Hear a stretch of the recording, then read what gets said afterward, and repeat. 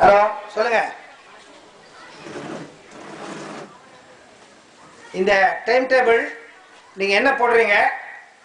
அந்த time table பிரகாரம் 6 subject இல்ல 5 சப்ஜெக்ட் இருந்ததுன்னா அந்த 5 சப்ஜெக்டையும் தினமும் ஒரு நாளைக்கு ஒரு சப்ஜெக்ட் அரை மணி நேரம் 3/4 மணி நேரம் உங்களுக்கு ஒரு டைம் அலோகேஷன் ஆகும்.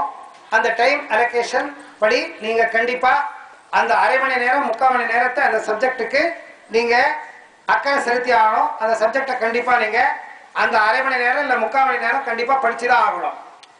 எந்த காரணத்தை கொண்டும் தவிர்க்க கூடாது. ராத்திரி நேரத்தில் உங்களுக்கு தெரியாம தூக்கம் வந்துருச்சுன்னா விடிய காத்தால சீக்கிரமா எந்திரிக்கணும். நீங்க படிக்கிற டைம் எந்த மாதிரி இருக்கணும்னு சொன்னீங்கன்னா, காத்தால விடிய காத்தால 4 மணியிலிருந்து 6 மணி, 4 மணியிலிருந்து 6 மணி வரைக்கும் டைம் அலோகேட் பண்ணிக்கணும். காத்தால நேரத்தில் ஒரு 2.5 மணி நேரம், ராத்திரி நேரத்தில் ஒரு 2.5 மணி நேரம், அந்த மாதிரி நீங்க ஒரு நாளைக்கு மினிமம் 3லிருந்து 4 மணி நேரம் அலோகேட் பண்ணீங்கன்னா 3/4 மணி நேரம் ஒரு சப்ஜெக்டை கண்டிப்பா நீங்க படிக்கலாம். தினமும் சொல்லி கொடுக்கிற சாப்டர் நீங்க அப்பப்பவே படிச்சிட்டீங்கன்னா ரிப்பீட்டிஷன், அதாவது நீங்க பரீட்சை படிக்கிறதுக்கு முன்னாடி ஒவ்வொரு சப்ஜெக்டையும் 3 முறை 4 முறை ரிவிஷன் பண்ணலாம்.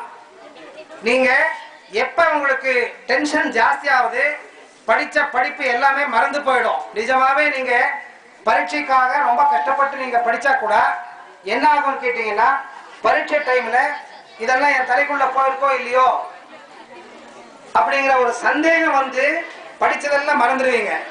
ஸோ எப்ப நீங்க படிச்சதை மறந்துடுவீங்க பரீட்சைக்கு முன்னாடி, பரீட்சைக்கு போறப்ப பயம் வந்துடும். பரீட்சைக்கு போறப்ப பயம் வந்துருச்சுன்னா படிச்ச எல்லா விஷயத்தையும் மறந்துடுவீங்க. ஸோ அதனால நீங்க இந்த டைம் டேபிள் போட்டு யார் படிக்கிறாங்க அவங்களுக்கு பரீட்சையில பயம் இருக்காது, ஸ்ட்ரெஸ் இருக்காது. பரீட்சைக்கு முன்னாடி எப்போ உங்களுக்கு தைரியம் இருக்கு, ஆட்டோமேட்டிக்கா அந்த மெமரி ட்ரிகர் ஆகும்.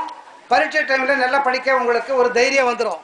அதனால கண்டிப்பா எப்பவுமே டைம் டேபிளை மெயின்டைன் பண்ணணும். டைம் டேபிள் எப்படி மெயின்டைன் பண்றதுங்கிறத பத்தி